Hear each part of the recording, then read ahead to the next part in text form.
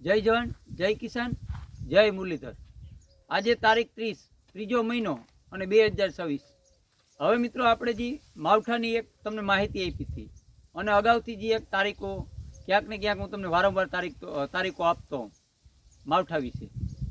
તો આપણે આગતરા ઈંધણ તરીકે તમને તારીખ તો આપેલી હતી, પણ સાથે આપણે એ પણ ક્યાંક ને ક્યાંક તમને માર્ગદર્શન હેઠળ માહિતી આપી હતી કે શિયાળા ઉનાળા માવઠા છે તે 50% સમજી અને ચાલવાનું હોય।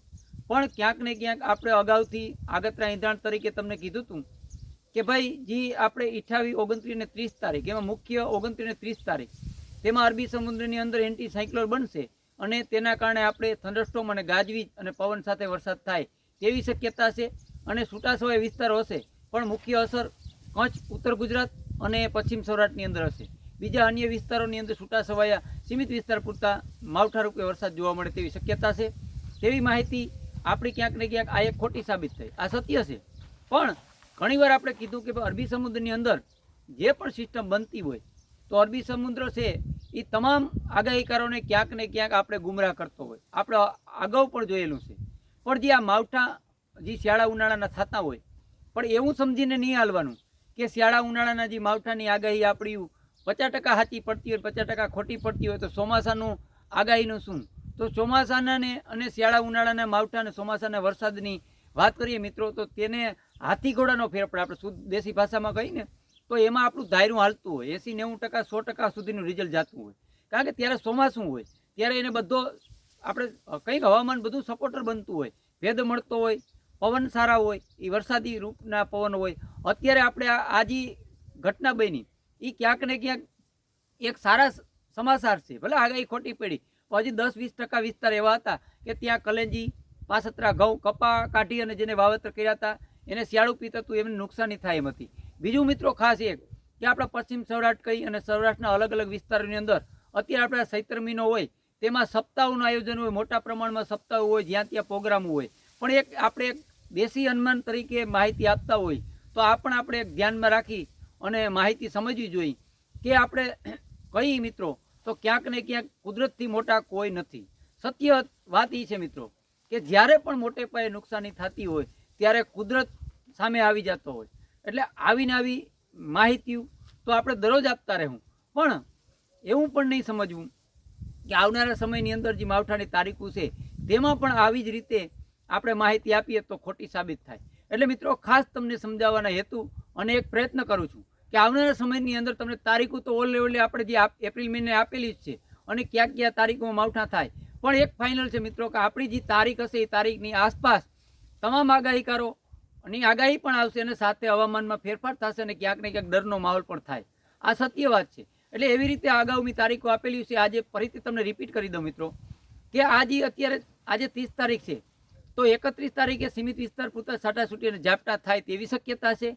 1 તારીખે હવામાનમાં મોટો ફેરફાર થઈ જાય અને ક્યાંય આપણે સમાચાર ના થાય કે ભાઈ કોઈ જગ્યાએ ઝાપટું પડ્યું, અને 31 તારીખ એવી હશે કે પશ્ચિમ સૌરાષ્ટ્રના દેવભૂમિ દ્વારકા જિલ્લાની આસપાસ અમુક સેન્ટરની અંદર કદાચ છાંટાછૂટી અને ઝાપટા થાય, બાકી ઓલ ગુજરાત સૌરાષ્ટ્રની અંદર આ માવઠાથી મારા અંદાજ પ્રમાણે મુક્તિ મળે છે। પણ ક્યાંય કોઈ અન્ય વિસ્તારની અંદર ક્યાંક ઝાપટું પડી જાય સીમિત વિસ્તાર પૂરતું તો અફવારૂપ હશે। 1 તારીખે પણ આ જ રીતે હવામાન રહેશે, પણ મિત્રો ખાસ 1 તારીખે રાતે અથવા 2 તારીખે સવારે વહેલીથી પાછો ક્યાંક ને ક્યાંક પરિવર્તન થાય હવામાનમાં અને એક માવઠાનો ખતરો ઊભો થયો। જે માવઠું આપણે અત્યારે કહેતા હતા કે તીવ્ર ગાજવીજ સાથે ક્યાંક ક્યાંક થંડરસ્ટોર્મ થાય તેવું 2 તારીખે બપોર પછી કે 2 તારીખે વહેલી સવારે અને 3 ને 4 તારીખ સુધી અસર, એમાં મુખ્ય તારીખ 3 તારીખ હોય અને 2 તારીખ રાત હોય તેવી પણ શક્યતા છે। એની અસર પશ્ચિમ સૌરાષ્ટ્ર, કચ્છ અને ઉત્તર ગુજરાત અને સૌરાષ્ટ્ર, દક્ષિણ સૌરાષ્ટ્રમાં પણ છૂટાછવાયા વિસ્તારો અને ઓલ ગુજરાત સૌરાષ્ટ્રની અંદર છૂટાછવાયા વિસ્તારોની અસર, માવઠાની અસર થાય તેવી શક્યતા છે। પણ ખાસ અત્યારે આપણે મોડલ અને અમુક હવામાનની વાત કરીએ તો પશ્ચિમ સૌરાષ્ટ્ર, દેવભૂમિ દ્વારકા, જામનગર, પોરબંદર અને કચ્છના લગભગ વિસ્તારોને ક્યાંક ને ક્યાંક માવઠાની અસર થાય તેવી શક્યતા છે। 2, 3 અને 4 તારીખે સીમિત વિસ્તાર હોય, વધારે 2 તારીખ અને 3 તારીખ, એમાં 2 તારીખ રાત અને 3 તારીખનો દિવસ, આવી શક્યતા સમજીને હાલવાનું મિત્રો। અને જેને પણ ખેતીના કાર્ય કરવાના હોય એના માટે 31 તારીખ અને 1 તારીખ મારા પ્રમાણે બેસ્ટ રહીએ અને એમાં કામ સમેટી લેવા જોઈએ, કારણ કે એપ્રિલ મહિનો છે ક્યાંક ને ક્યાંક આપણે એક ડેન્જર ઝોનમાં જ લેખી છે મિત્રો કે વારંવાર હવામાનમાં પલટો આવશે ને માવઠાનો ક્યાંક ને ક્યાંક ખતરો પણ ઊભો થાય. પછી પાછી મિત્રો 7, 8, 9 એમાં પણ ક્યાંક ને ક્યાંક માવઠાની શક્યતા છે. અને આ 12 તારીખ સુધી ક્યાંક ને ક્યાંક આપણે અલગ અલગ વિસ્તારોમાં છૂટાછવાયા માવઠા થાય તેવી શક્યતા છે. અને આ મહિનાની એન્ડમાં મારા અંદાજ પ્રમાણે 25, 27 તારીખે ક્યાંક ને ક્યાંક તીવ્ર માવઠું થાય તેવી પણ શક્યતા છે મિત્રો. એટલે વારંવાર મેં તમને કીધું કે મારા અનુભવ પ્રમાણે જે પણ સત્ય માહિતી મને લાગતી હશે એ હું મારા ચેનલની અંદર આપીશ. જેટલી પણ સત્ય પડે એટલી, ભલે ખોટી પડે તો આપણે સ્વીકારી લેવામાં આવશું, પણ અગાઉથી આપણે આગતના ઈંધણ તરીકે તમને માહિતી આપતો રહી. આ જ હેતુથી આપણે ખેડૂત ચેનલ બનાવ્યું છે. અને તમામ ખેડૂત ભાઈઓને હું ફરીથી એક મિત્રો કહું છું કે કોઈ પણ ઘટના બનતી હોય એમાં કુદરત જવાબદાર હોય, પણ મારો અનુભવ છે ત્યાં સુધી આજી માવઠા જે આપણે એપ્રિલ મહિનામાં છે એ ક્યાંક ને ક્યાંક અમુક વિસ્તારોની અંદર થંડરસ્ટોર્મ અને ગાજવીજનું પ્રમાણ વધારે રહીએ, જે આપણે તારીખો આપી એમાં. અને દેશી મોડલની અંદર વારંવાર એવા સંકેત આવે છે. એના કારણે હું તમને માહિતી આપું છું. અને નેક્સ્ટ ટાઈમ આપણે જે છત્રી દનૈયા છે, આવનાર 2026નું ચોમાસું છે. અત્યારે સોશિયલ મીડિયાની અંદર તમામ મોડલો ફર્યા છે અને 2026નું ચોમાસું ક્યાંક ને ક્યાંક નબળું બતાવે છે. તો હું મારા તરફથી અત્યારે એક તમને સામાન્ય વાત કરું છું કે 2026ના ચોમાસાની અંદર કોઈ આની અસર નથી થવાની.